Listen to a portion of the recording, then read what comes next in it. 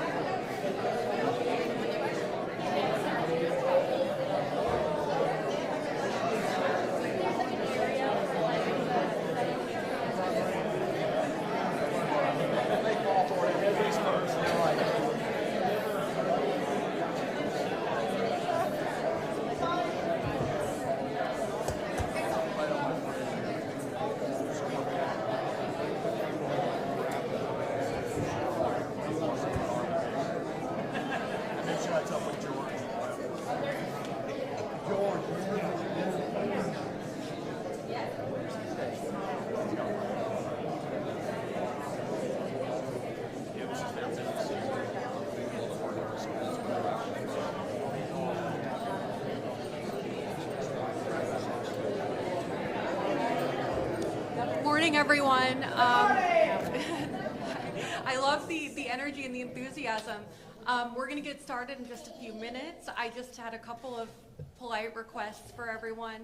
One, if y'all could silence your phones. Two, if, as you notice, there's cameras in the back, so I would just ask to stay seated throughout the event so that we don't block anyone's view. Appreciate you guys. Thank you for coming. Thank you.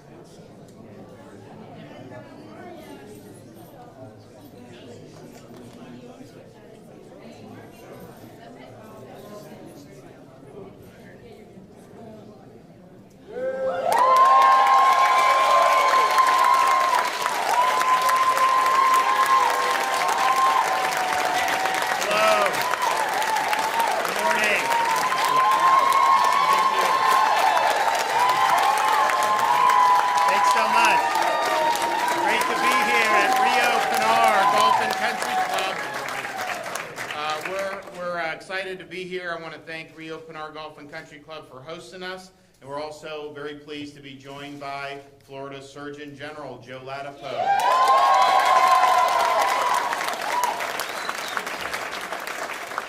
We have our DJJ Secretary and Special Olympics Board Member Florida, Dr. Eric Hall, is with us.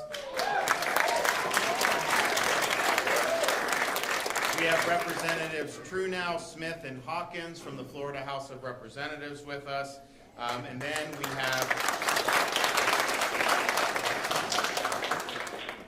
we have Elaine Valley and her daughter and Special Olympics athlete, Isabella.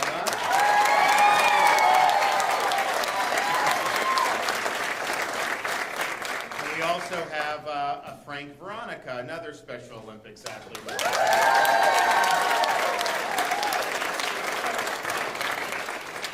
So the 2022 USA Games for Special Olympics International are scheduled to begin this weekend in Orlando. It's something that we've worked with Special Olympics Florida and my administration really over the last couple years, looking forward to what we hope would be a really, really good event. My wife Casey's been involved, and we really feel strongly that having opportunities for these Special Olympians is very important for our state, and we want all the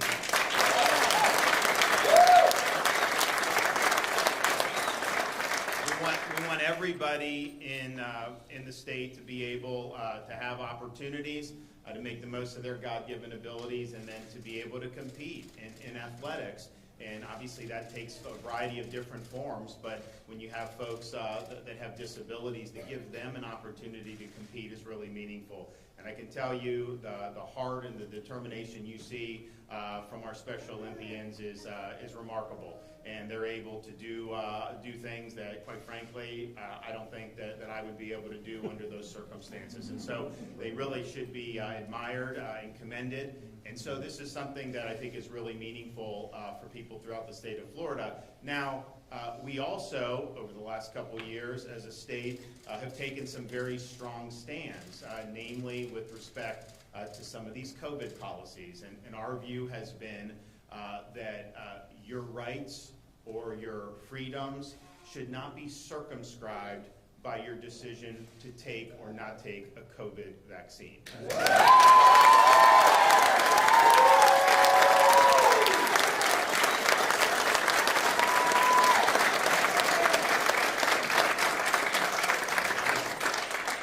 And so that took really a couple different iterations in terms of actions that we took. I mean, one of the things we did very early on was ban vaccine passports in the state of Florida. So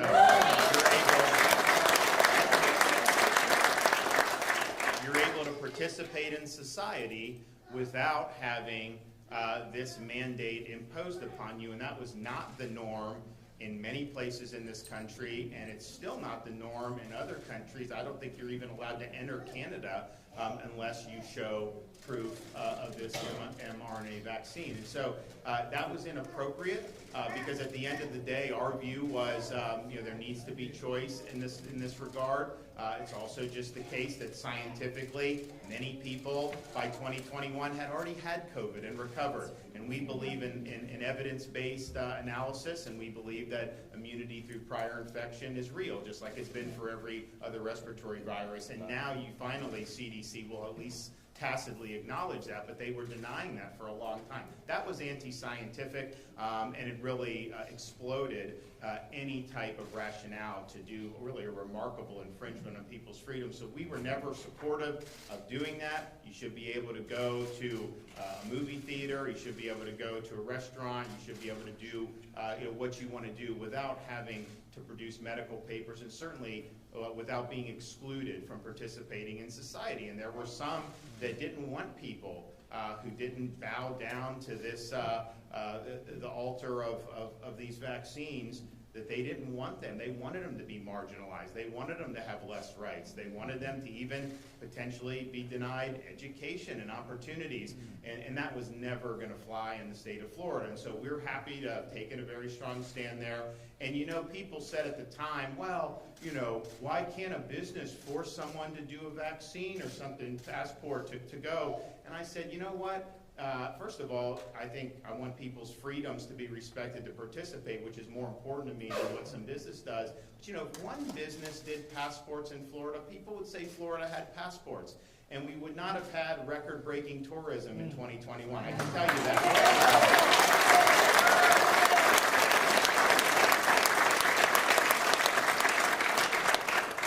So it's been the right thing to do. We also, when you had the prospect of both federal mandates as well as a lot of corporate mandates, including some major companies here in Central Florida, they were going to fire employees who did not get COVID vaccines. We even saw that in some of the municipalities, such as the fire department of Orange County. And so these were fights where the state of Florida was squarely on the side of the individuals and their right to work, and their right to work regardless of the choice they made with the COVID vax. And so some of that was just done in accordance with what we did with the passports, but then we did come in a special session of the legislature just as people were right on the precipice of losing jobs, and we passed protections for every Floridian, not just against Biden's mandates, but even against corporate mandates. And so we were able to save thousands and thousands of jobs throughout the state of Florida.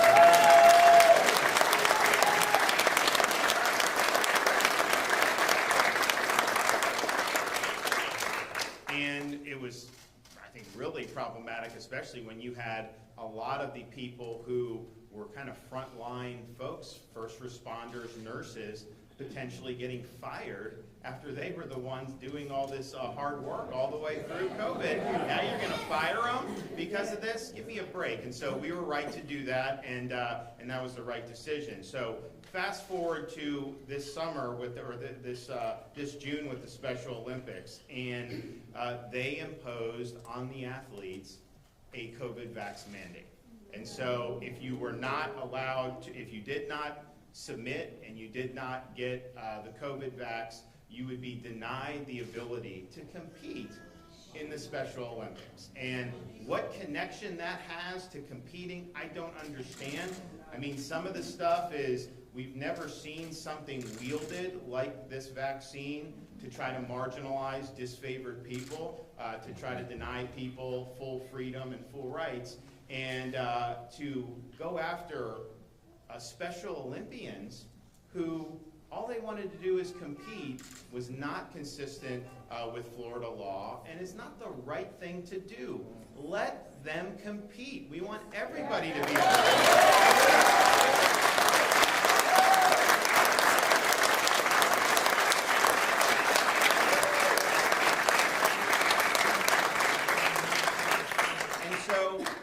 What has ended up happening is you've had some of these athletes from outside of Florida who have not wanted to do this and basically had assumed that they were not going to be able to participate. You had others who didn't want to do it but wanted to compete so badly that even against their judgment ended up doing the vaccine. So for example, there was a family from Kansas. They went to 6 different doctors to plead for a medical exemption for their son that had Down syndrome.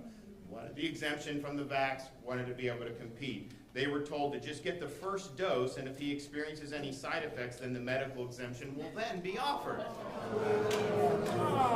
Well, the son with Down syndrome did do that under pressure, had a seizure, was rushed to the hospital after his first dose, and so then he was granted the exemption after having to go through that, which was so unnecessary, and it was just something that was totally ridiculous. And so you're seeing that over and over where these people are going to have to make these decisions, and it's not necessarily, some of it's just personal choice, which is fine by me, but some of it you actually have advised against doing this. And a lot of these Special Olympians have also had COVID by now, because, I mean, most people have had it by now. And so to impose that mandate now in June of 2022, didn't make sense. Nevertheless, that was the posture we were in. I told Surgeon General Latipo, I said, look, Florida law requires them to be able to compete. So work together with the Special Olympics International. Let's see. And look, the people here in Florida agreed. They wanted them to be able to compete. This is really something from outside our state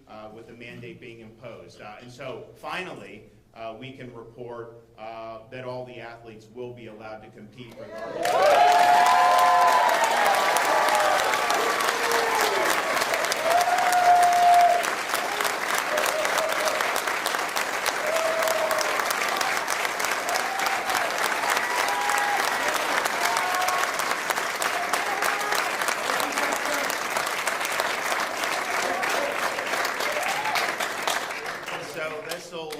This will be a relief to a lot of the athletes, although I think we do have to acknowledge, because it's coming so late, some athletes are not going to necessarily be able to make the arrangements to be able to come and participate. And so while there is not a mandate in place as of now, the fact of the matter is there may be some who logistically are not able to compete. Now, we hope that the Florida athletes are all in, there's a significant number of them who are in limbo up until this week, and it's our view that we're going to get almost all of them going to be able to do. I know they're working on accommodations to making sure everybody's okay, but this is a really significant event for these athletes, and in Florida, we want all of them to be able to compete. We do not think it's fair or just to be marginalizing some of these athletes based on a decision that has no bearing on their ability to compete with honor and integrity. And so this was important that we engaged in this. I wish it did not have to come to this. I wish this had been resolved earlier, but I do think that this is something that's very, very important. That, I mean, especially, I don't, like I said, we applied this society-wide in Florida. We don't think anybody should be targeted on this basis for sure. But to do it to these Special Olympians, to me, was just totally wrong. So we're going forward. We think it's going to be a fun event. We think that there's going to be a lot of great competition, and we're really excited that these athletes who were in limbo for many, many weeks and months now have the peace of mind to know that they're going to be able to compete. And so we do believe that this is going to be really, really significant. So I'm going to let Joe Ladapo come up, talk a little bit about this issue, and then we're going to hear from some of our Special Olympians. Part of the reason we're here is because you have golf connection to practicing right here. And so these are good stories that I know a lot of people will really be interested in. Okay, the Surgeon General of Florida.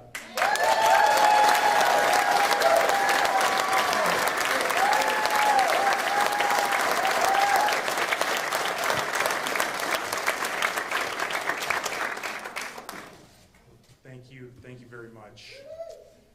Thanks. Well, I really wish we didn't have to be here. I mean, one of the people in my department likes to say that this is I think she says this is the 6th inning of COVID. We shouldn't be having these conversations at this point from what we know about the pandemic. Scientifically, it makes 0 sense. How can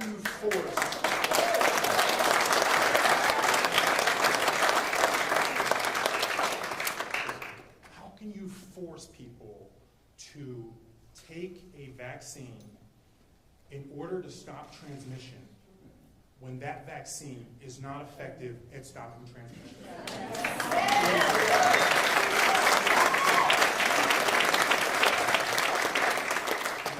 Go to medical school to know that doesn't make sense.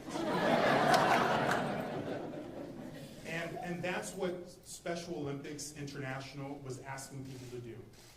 They weren't asking people even to have a booster or anything like that. And the scientific studies show that at this point, at this far out, there's basically 0 protection from infection from the vaccines. So scientifically, it doesn't make sense, and it didn't make sense. Ethically, it doesn't make sense. It's on the wrong side ethically. The governor's described some of those reasons. I'll add a little bit more to it. We don't like to talk, frankly, about safety because it's taboo. But safety is an honest conversation that needs to happen. Okay? Many people, I'm sure people in this room, know individuals who have experienced adverse effects after these vaccines, unlike any other vaccines, right?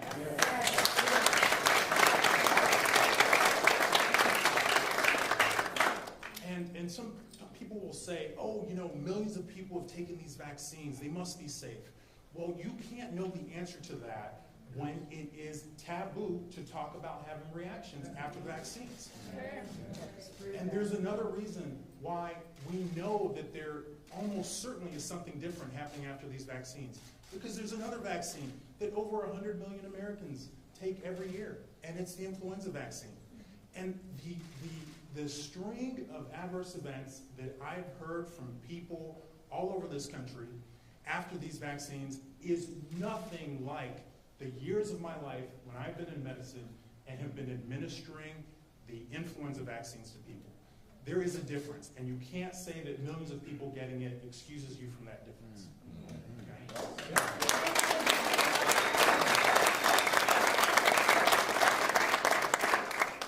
And then, as the governor said, legally it doesn't make sense.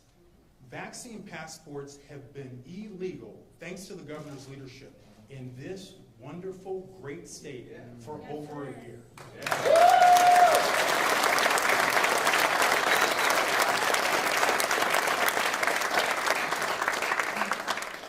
And our conversations with Special Olympics International, although they post on their website that we just made this announcement a few days ago, we started these conversations 6 months ago. We have been trying to avoid this very situation, and not for our sake, but for their sake, for the sake of their athletes.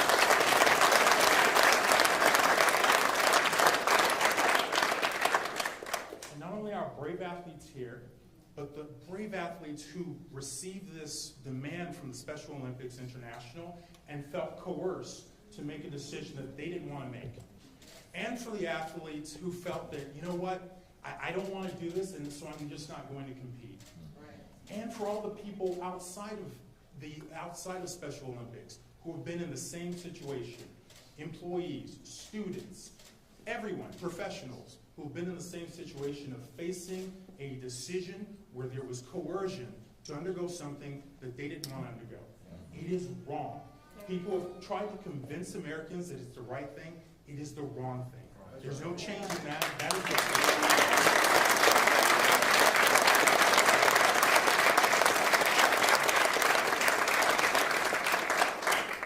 So, I'm really glad. I hope that as many athletes as possible will now be able to participate now that they've changed the policy. I hope that they're going to really make some strong efforts to help people who are now scrambling to buy tickets and obtain secure accommodations to be here and to compete. I truly hope that they do that. And the broader message that I want everyone to know, if it's not clear already, is that thanks to the governor, Florida is a state that will fight to protect your rights. The governor will fight to protect your rights. Many of our Florida lawmakers, fortunately, will fight to protect your rights. And I will also fight to protect your rights.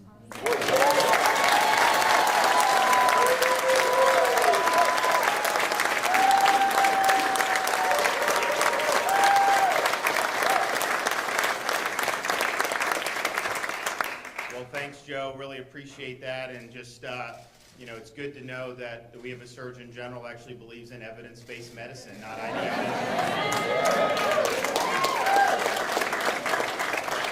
All right, Elaine and Isabella are here to share their story.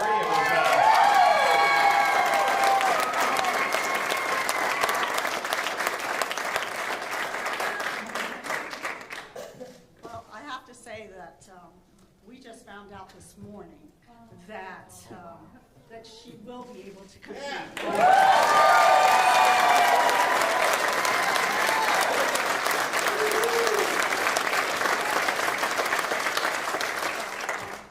We just want to thank the Governor DeSantis and the governor's team. I've had a lot of conversations in the last couple of weeks, and also the Florida Department of Health for also speaking with us and just wanting to get more and more information. I'm going to keep this very short because we're just shocked and excited about the news. Isabella has from the age of 7. She has competed and she's been in swimming, obviously golfing. She has been in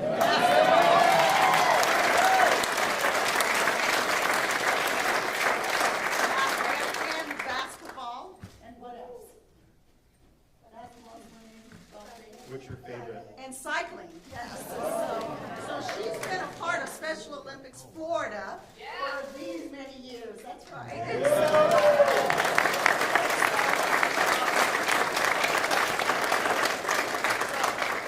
it has been a roller coaster ride for sure. We began with the excitement of where she's in, and then they tell us we've got to have these vaccine mandate, and so here we go down, and then we're told we get to go to training as a whole group, and we're up again. And then April 22nd, I won't forget that date. We're told you're not in, you're done. So I'm having to share this with my daughter on a, up and down. So, but again, thank God. God did not give me her without a voice, so I had a voice, and I was hoping to be a voice for these athletes. It's all about the athletes. And so,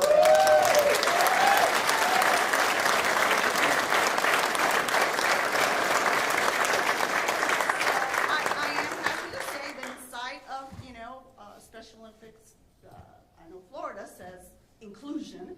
I'm just so thankful that we are especially here in Florida, our Special Olympics Florida. I'm glad that our team is back together.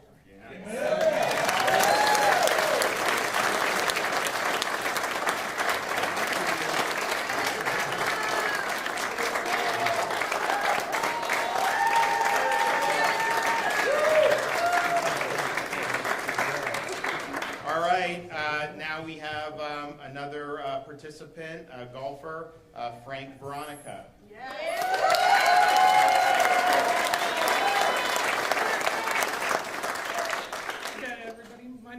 Vernoy. I'm from St. Lucie County, and I've been an athlete since 8 and a half. This was a big long-term goal for me, and being told that I was able to go in February and then come just a couple months ago and being told no, and being threatened with emails after email that I would have to prove vaccination to go. But unfortunately, it was a good thing. I worked with Elaine's mom, the governor's team, the Surgeon General, Florida Department of Health, and I want to thank all of them for fighting and standing up for us. And I can say no more. We got the best governor in the state.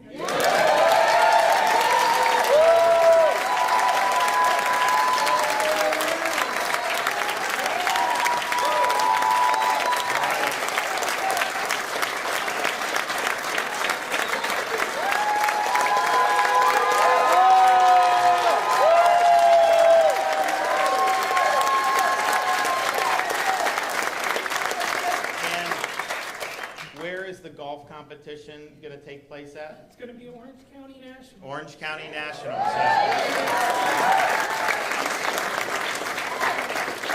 you guys are going to get your money's worth there. So, all right. Last but not least, Dr. Eric Hall, Florida Department of Juvenile Justice Secretary.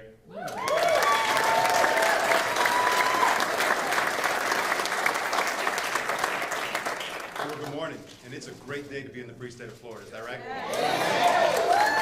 So, well, I currently serve as the Florida Department of Juvenile Justice Secretary. I have to tell you, I'm also here because I volunteer and I serve as a board member for the Special Olympics of Florida. And I want to thank the governor, who is not afraid to back down from a fight. He will not back down because he will fight for the opportunities of everyone in our state. And while I'm not here to speak specifically for the board, I want to just explain that Special Olympics of Florida has been there from the very beginning, fighting and supporting our athletes. And it's important to differentiate them from the Special Olympics International, who imposed this policy. And when you talk about a policy, and you talk about an organization who on their website promotes inclusion, to then have an exclusionary policy, it's contradictory, it's hypocritical, and it doesn't have the best interest of our athletes at the forefront. And so to be able to serve our state, and I approach this conversation today as a lifelong educator, someone who's been committed to ensuring opportunity and access for students, adults, and individuals who are learners and athletes. And I am so proud, and I have to tell you, it's hard to follow our athletes because they're the reason we're here. They inspire, they do everything they can to make sure that they're creating opportunities for themselves, their peers, and if you have not been to a competition to see the collaboration, the partnership, the relationships that exist, I encourage you to get out there and support them because it's unbelievable to see what they have done to train and work so hard to get to this moment and then be deprived. It's disheartening. And I can tell you, to see where we are today, to know just a few hours ago when we got the update that Isabella and another 100 athletes here in our state for our Florida delegation will be able to participate now because of this decision and the fight that has been taken on by the governor, the Surgeon General, and the policies that have been created in partnership between the governor and the legislature. We're here today to celebrate and acknowledge their success. And we're looking forward to you bringing home a whole lot of medals.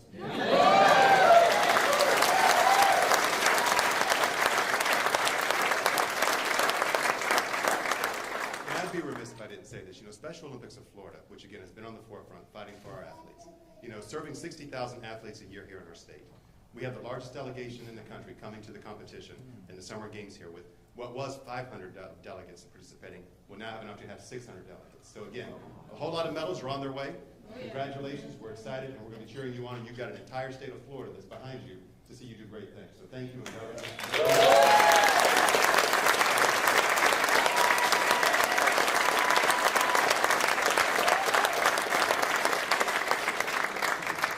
Well, we're just glad that we were able to make a difference and help these athletes compete. I know it's very meaningful for them, but I think it's also very meaningful for a lot of people throughout the state of Florida. We really value what they're contributing, not just as athletes, but what they contribute to our communities. And so good luck, guys. I know you're going to do very well, and I'm very excited to see you. Your smile when we said you could compete, I mean, Yeah, Wayne. that was was incredible. So, okay, well, we look forward to having a good games, and we look forward to all our Florida athletes being able to compete without fear or favor. And I know that we will bring home an awful lot of medals. So with that, I can take a couple questions. Governor, can you say what it took to get the International Committee to agree? Was it legal action, or what kind of things had to go into that?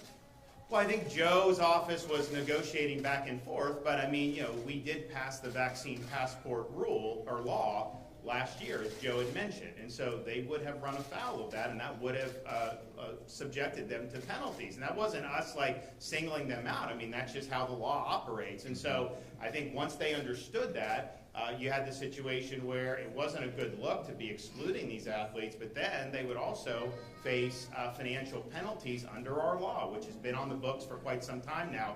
And so I think that Joe working with them, getting them in this spot, look, the people in Florida totally understood it. They were always on the side of the athletes. These are folks that are outside of that and have just a little bit different, I think, overall worldview, which is fine, but you don't have the right to impose that on Florida in violation of our laws. And so that's what I think was very clear. And at the end of the day, I think this resolution is going to be good for these Florida athletes. I am a little disappointed. There may be other athletes that maybe if you're in Hawaii, you're probably not going to be able to get to Orlando on 24, 48 hours notice. So there still may be some athletes who would want to compete, but because it took so long, maybe just logistically that they won't be able to. And I think that that's really unfortunate, but it wasn't for a lack of effort on our part. They've been engaging in this and going back and forth, and finally we were able to come to a situation where the athletes could compete.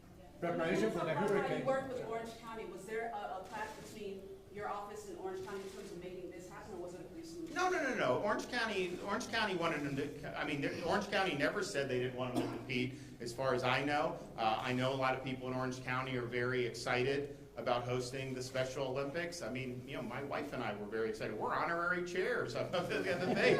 I mean, it's a big deal. We were here in Central Florida. Remember when we did the big thing with all the athletes in preparation for this? So it's something that is important and meaningful to us, and it just would not have been the same, with some of the athletes on the sidelines. So.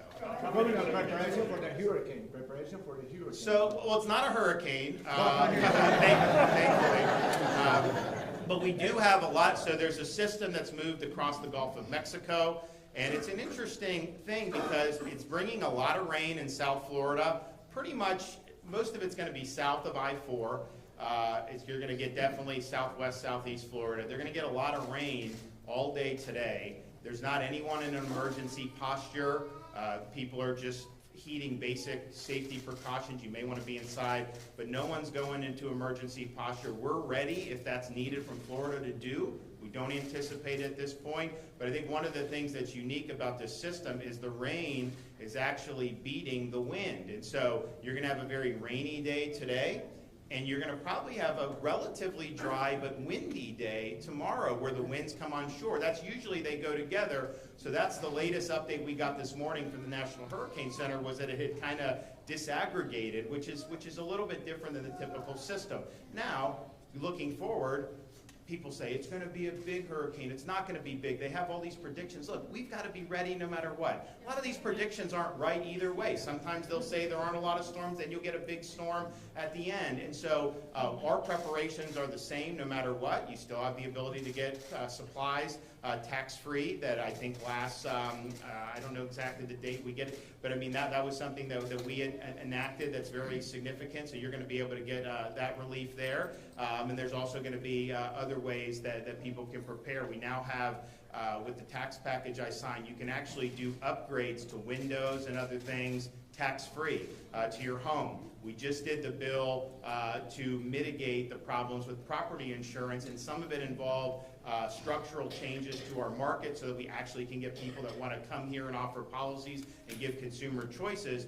But part of it was we provided funding through the My Safe Florida Home program, where you can actually get a grant, not wealthy people, but middle and low income families, for their homes to make improvements. And there are certain improvements you make, you will get a reduction on your insurance rates. And so we're excited about doing some of those things. I mean, we're not going to be able to prevent a storm from coming to Florida. This is Mother Nature, but we can mitigate by doing some of those things. And I think it's much more attractive to make some of those improvements today than it was just a few months ago. Governor, a lot of projects were vetoed here in Central Florida, including a parking facility in Sanford and a fire station in Winter Park. Is there any specific reason why those projects were vetoed and others in the cut? So, I mean, basically, my view was, that if you look at the budget, we've had population growth, we've had a lot of inflation. So the budget top line is higher than it was last year, but not really out of line given that and given the growth of the economy.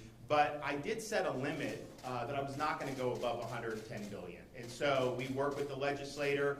There's some legislators, I said, hey, I've got 3 projects on the V list. I can give you one. What do you want? And then sometimes they would choose some of the things where it's more municipalities. You know, we didn't do a lot of fire stuff for the municipalities. The reason is just simply, if I do one, then I've got to do all throughout the state. And so it's just trying to prioritize. You do have some areas that have a stronger tax base that maybe I would do for a fiscally constrained. Maybe you don't do it for one that's a little bit wealthier. And so there's a lot of different factors. But just because something was vetoed does not necessarily mean it didn't have any merit. We were just not going to go above a certain amount. And the result is in Florida, we have record reserves in terms of our budget reserves. When I came into office, our rainy day fund, I think it was about $1.3 billion. It's now a record $3.1 billion just in rainy day.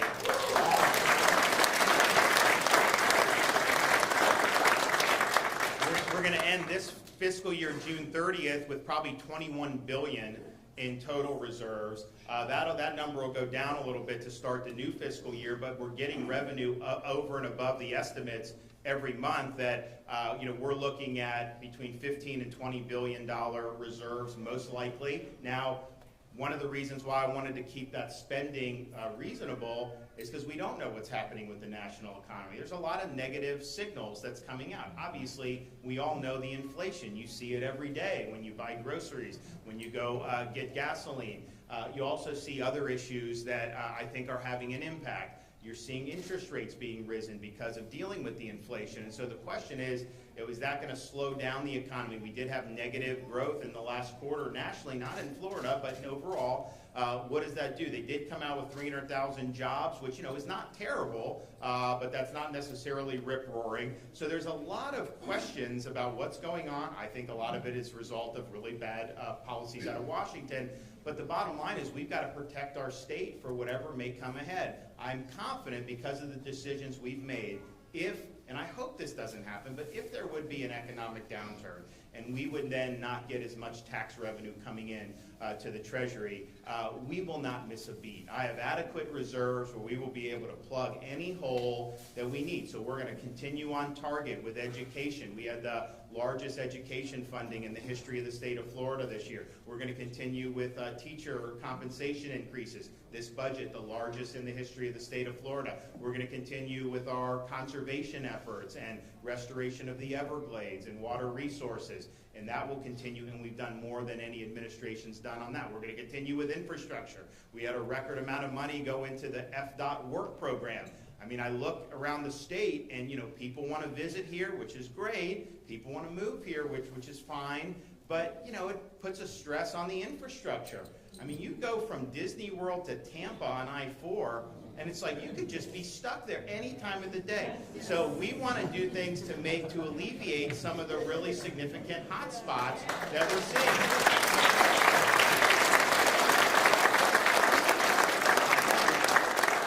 So we're going to be able to continue all of that even if we have a slowdown in the economy. Now, I think because of all the things that have happened in Florida over the last couple of years, you remember the 2008, 2009 downturn, Great Recession. Florida did worse than most states during that. I mean, we got absolutely hammered. Parts of this region got hammered. Southwest Florida hammered. I mean, it was a total disaster. for the state, one of the worst economic periods we've ever had. I think because of all the things we've done to really build a stronger, more resilient economy, if there is a national downturn, I think Florida will hopefully continue to outpace the nation. And I think that we've done a good job of protecting ourselves against, because really 12 years ago was pretty much all eggs were going into tourism and housing. And that didn't end up working well. We've got a bigger industrial base now. We've got way more financial services. We've got a lot of stuff going on in the state of Florida. And even if the economy slows, tourism will slow. But because we're so much more attractive place to visit, because we don't have passports, we don't have all that stuff, we're still going to get, I think, pretty robust tourism numbers coming into the state of Florida. We've really never seen anything. I got to figure out the numbers for Memorial Day, but I can tell you it was packed everywhere on Memorial Day, and these restaurants were packed, the hotels. So it's a good place to be for that. We've got some national curiosity. That's one of the Tampa Bay Rays facility. Did that have anything to do with the political statements that Tampa Bay Rays were making previous couple of weeks? So I don't support giving taxpayer dollars to professional sports stadiums.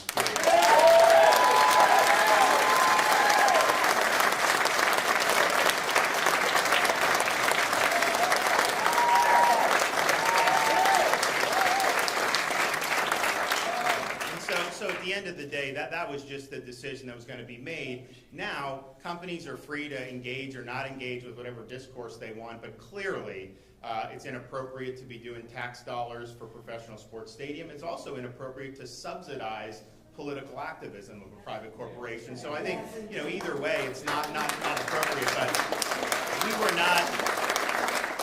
were not in a situation where use of tax dollars for a professional stadium would have been a prudent use. And again, I set that limit as to what we were going to spend, and we made sure that we were doing it. So what we try to do with these projects, is doing things that really are benefiting the community as a whole, more so than maybe one specific interest or one specific company.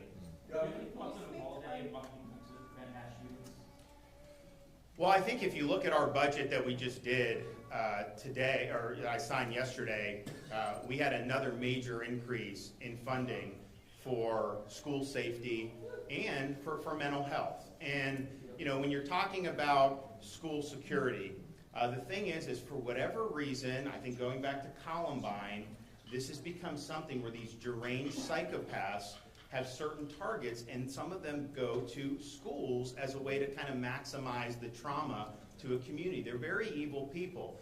But what they also are is they do look for areas where they think they're going to be able to get away with it. The Buffalo shooter, for example, said, I'm going places where I don't have to worry about people concealed carry or anything like that, because they wanted basically sitting ducks. And so what I think we've done in Florida since I've been governor is make sure there's adequate security at schools, make sure that we follow the recommendations of the Parkland Commission. I'm going to be signing a bill probably within the next week that's going to continue on with the commission and make some additional improvements. And I think that that's something very important. Now, we're going to figure out definitively what happened with this response or not response. But I can tell you, when I got elected governor and I took office, I met with a lot of the Parkland families, and one of the things that they were so frustrated about was there was not an adequate effort to rescue their kids. There was not, the shooter didn't meet the quick resistance that he should have met. And you had a lot of folks that could have been held responsible, and nobody had been held responsible. And so when I came in, we decided to do something about that. We removed the sheriff of Broward County because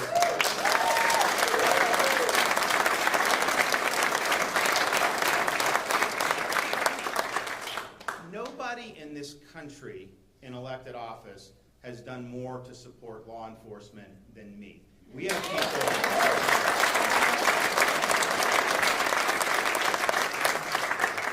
have people flooding into this state, submitting applications to work in state agencies. Of course, after July 1st, you're going to get a $5,000 signing bonus, so why not, right?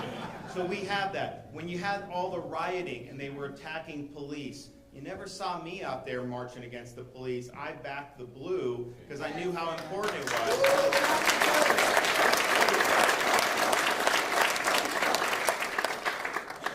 reason I do that is because, and part of the reason I honor the service of the people who wear the uniform is because, their duty is to put themselves in harm's way to protect the community.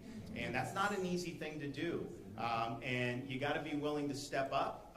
And when those times call, they're not easy, but you have to be able to respond, particularly when you have people that aren't able to defend themselves. And so what we did with Parkland was say, we're going to hold law enforcement accountable as well. And that's the thing. You could have the best security in the world, but if you don't have folks that are out there when it really counts, and which very well may have happened in Texas, then it's not going to amount to much. And so we support law enforcement more than any, but we also have very high standards.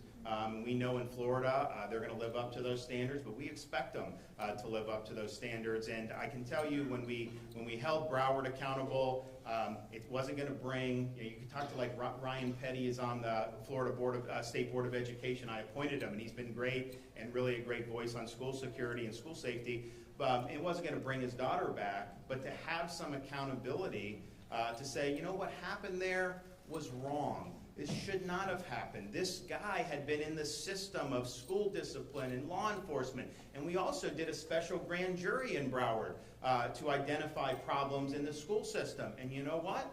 That superintendent is no longer the superintendent down there as a result of what we did. And so accountability, I think, is very important. And it just seems like in our society now, if you commit like some infraction against like political correctness, you will have the mob descend on you. They will try to get you fired from your job, all that other stuff, which is obviously excessive. But if you're going to do that, then you have these big institutional failures, and no one is held accountable. Who has been held accountable for the debacle in Afghanistan? I don't think a single person has been held accountable. Seems to me that would call for some accountability. And again, it doesn't fix the underlying problem. It doesn't take back, you're not going to get those 13 service members' lives back by holding people accountable. But I think it makes it less likely that stuff like that is going to happen again in the future. And so I'm proud of what we've been able to do. I think if you look at these 4 budget years since I've been governor, I think we're pretty close to $750 million with school safety initiatives. And that's something very significant. You also have the issue of mental health. And my wife is very good on this. And she will always tell me, you have some deranged lunatic. That is not necessarily what we mean by mental health. Yeah, they probably have some mental problems for sure. Maybe there could have been interventions. But when we talk about mental health in the schools, a lot of these are just normal kids that are going through difficult times. It's not like everyone that needs mental health services is a would-be school assassin. That's not true, and I don't want to lump them in together. But I also do think some of these people have so many warning signs, and it just gets ignored time and time again. The Parkland shooter clearly was somebody that was a big-time problem in terms of how he was behaving. And so we've done things like, since I've been governor, behavioral threat assessment, so that if somebody's in school, they're online posting that they're going to do some really bad stuff, that you take it seriously, that you understand that there may be people who are going to act against the best interests of the community, and that you not just kind of hope nothing happens, that you be more aggressive on it. And you have seen, you saw over in the Tampa Bay area, you had someone in Lee County that the sheriff was doing that. And that's really, I think, what you need to do, because these people, they're so deranged, but they want attention, and they want to do things that are going to be able to get their names in the headlines. I do think that when these things happen, we shouldn't even know the person's face. You're giving them too much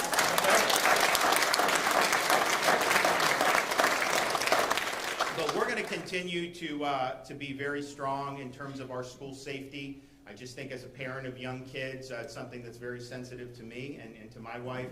And I'm happy to say in Florida, we've put our money where our mouth is. It was not something that we've ever skimped on.